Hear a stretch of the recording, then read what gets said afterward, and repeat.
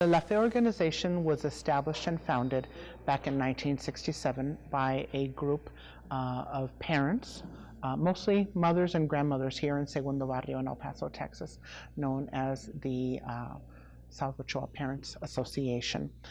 They were a group of mostly young single mothers and grandmothers, our abuelitas, who had looked at the community around them and felt and decided that they needed to do something to change the course of the neighborhood's future. And they realized that if anybody was going to make that happen, it was going to be them. They had to take the course of their neighborhood's history and future into their own hands.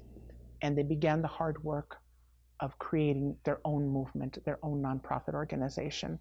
And today that organization is called Centro de Salud Familiar La Fe.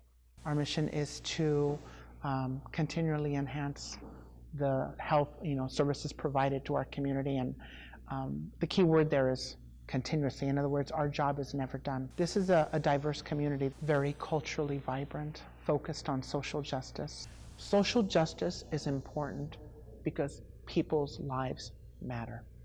Their children matter. Their sense of home and health and being respected, it matters. We all deserve equality. We all deserve justice. When I was growing up, I didn't have facilities like this where they would teach you and help you, educate you. We had the streets. We would be on the streets, getting in trouble, doing things that we shouldn't be doing. And growing up, I didn't want that to happen to the kids, because I have friends that were going through the same thing with their kids, and it's like, man, we need to find a place. So when I found this place, I mean, I loved it.